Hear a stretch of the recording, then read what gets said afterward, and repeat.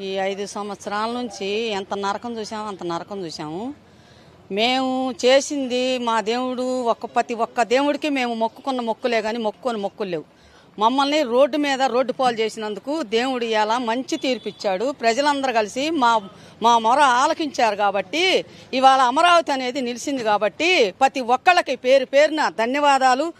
మా శిరస్సు వంచి మీకు నమస్కారం చేస్తున్నామమ్మా. మీరు చేసిన మేలు ఎట్టి పరిస్థితిలో కూడా మేము మర్చిపోయేది కాదు. మీ బిడ్డల కోసం మేము ఇచ్చినందుకు మాకు ఎంతో మేలు చేశారు. అందరం బాగుండాలని, రాష్ట్రం బాగుండాలని బాబు గారిని అనుకోనంత గొప్పతనానికి ఎత్తారు. ఆ గొప్పతనం అందరి ప్రజలది, మాది ఒక్కరిది కాదు, అందరిది కాబట్టి అందరికి పేరు పేరున ధన్యవాదాలు. జై అమరావతి, జై ఆంధ్రప్రదేశ్. జై అమరావతి, జై ఆంధ్రప్రదేశ్.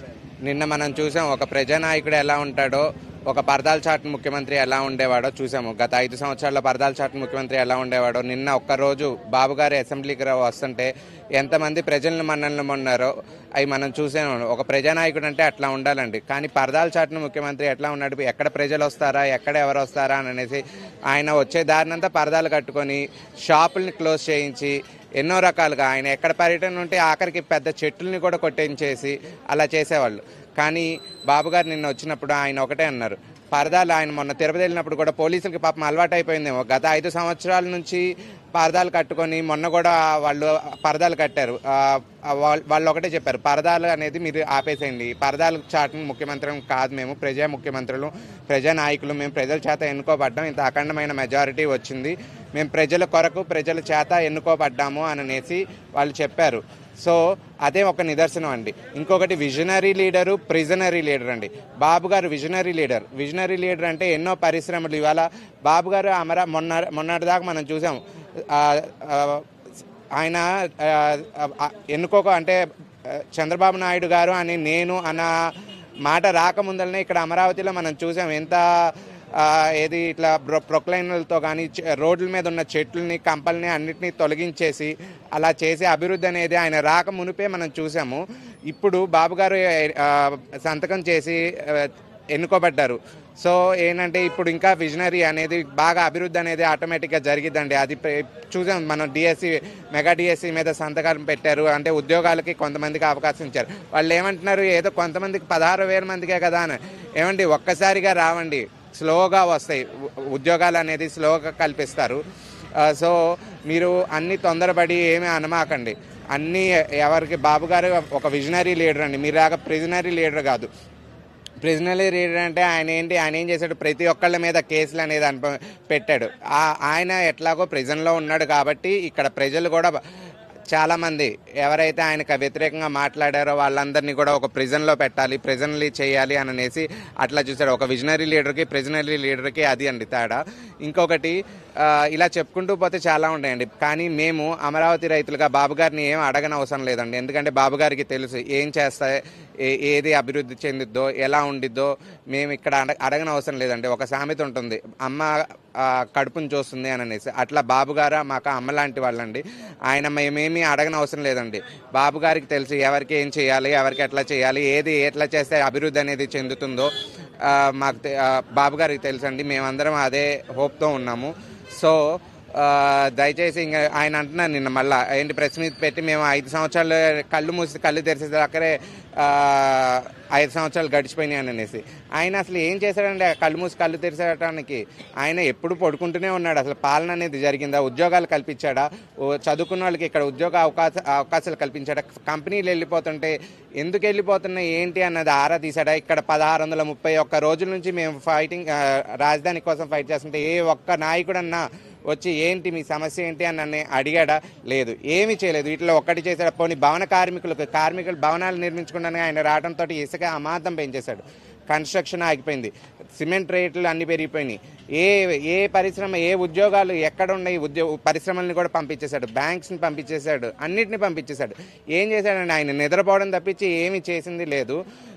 సో ఈ 5 సంవత్సరాలు కూడా నిద్రపోయి సరిగ్గా 29 వచ్చిద్దాని అనేసి అని అంటున్నారు. 29 వచ్చేసిద్దాన్ని.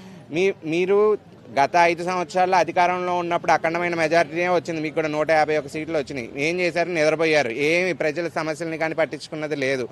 ఈ 5 సంవత్సరాలు కూడా అట్లానే పడుకోండి. మీకు మీ రాజకీయం మీ చేతులారనే నాశనం చేసుకున్నారండి.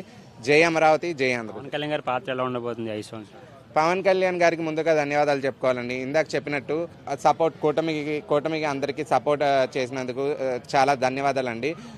ముందుగా మీడియా మిత్రులకి 5 కోట్ల ఆంధ్ర ప్రజలకి అందరికీ ధన్యవాదాలు తెలుపుకోవాలండి. ఎందుకంటే సరైన సమయంలో సరైన డెసిషన్ తీసుకున్నందుకు 5 కోట్ల ఆంధ్రులకి ధన్యవాదాలు తెలుపుకోవాలండి. జై అమరావతి, జై ఆంధ్రప్రదేశ్ అండి. మేము ఆంధ్రప్రదేశ్కి ఏకైక రాజధానిగా అమరావతి కావాలని చెప్పి గత 2014లో ప్రభుత్వం వారు అడిగిన వెంటనే మరి అన్ని రాజకీయ పార్టీలు ఆ రోజు ఒప్పుకున్నాయి కాబట్టి మేము ఇక్కడ కౌళ్ళు ఒక్కటే ఇస్తామని చెప్పి మాకు ఎకరానికైతే భూమికి ఎంత డబ్బులని మేము ఇవ్వలేదండి. 10 సంవత్సరాలు కౌలు ఇస్తాం, 3 సంవత్సరాల్లో డెవలప్మెంట్ చేస్తాము. మీకు రాష్ట్రానికి మధ్యలో ఉంది, అన్ని ప్రాంతాల వారికి ఇక్కడ అనువుగా ఉంటుంది. మన రాష్ట్రానికి రాజధాని దాదాపు 70 సంవత్సరాల నుంచి లేదు. ఇప్పుడైనా మనం స్థిరమైన రాజధాని ఏర్పాటు చేసుకుందామని చెప్పి అందరూ కన్విన్స్ చేస్తే మాకు మరి భవిష్యత్తు మీద ఆశ కలిగింది. మరి రాష్ట్రంలో ప్రజలందరూ కూడా ఇక్కడికే వచ్చి బతుకుతారు. మరి వాళ్ళందరికీ కూడా మేము దావ చూపించిన వాళ్ళు అవుతామని చెప్పి మాకు కష్టమైనా సరే మా తాతల తండ్రులు ఎన్నో సంవత్సరాల నుంచి మాకు కష్టపడి మాకు వారసత్వంగా ఇచ్చిన భూములన్నీ కూడా మరి మేము అందరినీ నమ్మి ఇచ్చాము. మరి ఆ 5 సంవత్సరాల పరిపాలన బాగా బ్రహ్మాండంగా జరిగింది. మరి బ్రహ్మాండంగా జరగడానికి కూడా కారణం కొంతమంది జనం. తర్వాత ఏం చేశారంటే ఈ పార్టీ వాళ్ళు ఇక్కడ అభివృద్ధి జరిగిపోతుంది, భవిష్యత్తులో మళ్ళీ మనల్ని ఎవరు పట్టించుకోరేమని చెప్పి మరి అమరావతి మీద కేసులు వేసేసి ఇక్కడ ఏదో అన్యాయం జరిగిపోతుంది, రాష్ట్రంలో సంపద అంతా ఇక్కడ అమరావతిలోనే పెట్టేస్తున్నారని చెప్పి గగ్గోలు పెట్టి మరి కమ్మ రాజధాని అని చెప్పి మరి వింత ప్రచారాలన్నీ తీసుకొచ్చి జనాలను నమ్మించి కేసులు వేసి అమరావతి ప్రాజెక్టును ముందుకెళ్ళలేకుండా చేశారండి. ఒక రాష్ట్రానికి రాజధాని కడతామంటే 5 సంవత్సరాల్లోనో 10 సంవత్సరాలు అయ్యే ప్రాజెక్టు కాదండి ఇది.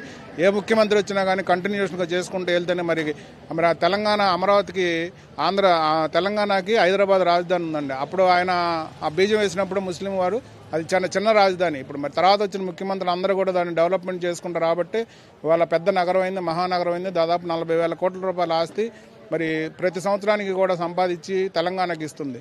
మరి అట్లాంటి అమరావతి నగరం కూడా మనకు డెవలప్మెంట్ అవ్వాలంటే ఏ ముఖ్యమంత్రి వచ్చినా సరే దాన్ని డెవలప్మెంట్ ముందుకు తీసుకెళ్లాలి. కానీ మరి ఇలాంటి ముఖ్యమంత్రి జగన్మోహన్ రెడ్డి గారు లాంటి ముఖ్యమంత్రి భవిష్యత్తులో రాకూడదు.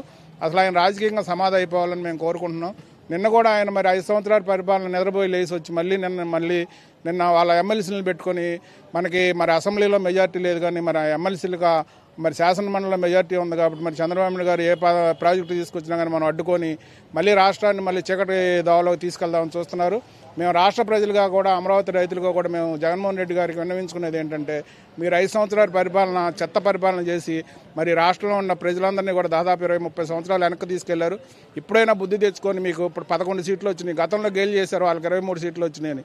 మీరు అంతకంటే గేలు అయిపోయి 11 సీట్లకు వచ్చారు.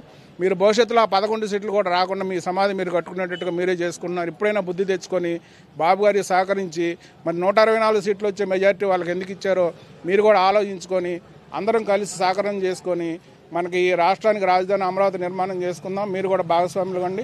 ప్రజలు కూడా మిమ్మల్ని మెచ్చి ఈసారి మీకు ఇంకో 4 సీట్లు ఎక్కువ ఇస్తారేమో. అంతేగాని మీరు ఆయన ఇష్టం వచ్చినట్టు మాట్లాడి మీరు 5 సంవత్సరాలు నిద్రపోయి ప్రత్యేక హోదా తీసుకురాలేదని చెప్పి మళ్ళీ ఇప్పుడేం మాట్లాడుతున్నారు, అప్పుడే ప్రత్యేక హోదా గురించి మాట్లాడుతున్నారు. అసలు ఆయన ముఖ్యమంత్రిగా చేసిన సంతకమే తడారలేదు, మీరు అప్పుడే ప్రత్యేక హోదా గురించి మాట్లాడుతున్నారు. మీరేం చేశారు? మరి గతంలో 25 మంది ఎంపీలు ఇస్తేనే మేము తీసుకొస్తానన్నారు, మీకు 22 మంది ఎంపీలు ఇస్తే మీరు నిద్రపోయారు. మరి 5 సంవత్సరాలు కూడా నిద్రపోయారండి. రేపు 29లో మరి ప్రజలు చూపిస్తారు మీకు. మరి అట్లాగే మేము అందరికీ ధన్యవాదాలు తెలుపుకుంటున్నామండి. మేము చేసిన కష్టాన్ని నమ్మి ఇక్కడైతే ఏదైతే నిజమైన ప్రచారం ఉందో అమరావతిని ఆంధ్రప్రదేశ్కి ఏకైక రాజధాని అని మేము చెప్పాము. ఇక్కడ ఏ విధమైన అన్యాయం అవినీతి జరగలేదు. అన్నీ నమ్మి రాయలసీమ వారు కానీ ఉత్తరాంధ్ర వారు కానీ మాకు సహకారం ఇచ్చి మరి దేశ విదేశాల్లో ఉన్న తెలుగు వారు అందరూ కూడా వచ్చి రాష్ట్రం నాశనం అయిపోతుంది, చంద్రబాబు నాయుడు గారు ముఖ్యమంత్రి అయితేనే మన భవిష్యత్తు బాగుంటుంది, అమరావతి బాగుంటుందని చెప్పి అందరూ నమ్మి ఓట్లేసి గెలిపించినందుకు మరి దీని అందరికీ సపోర్ట్ చేసిన మీడియా వారికి మరి ఎన్ఆర్ఐలకి ప్రపంచంలో ఉన్న అందరికీ కూడా మరి వేల ధన్యవాదాలు తెలుపుకుంటున్నాం. జై అమరావతి, జై ఆంధ్రప్రదేశ్.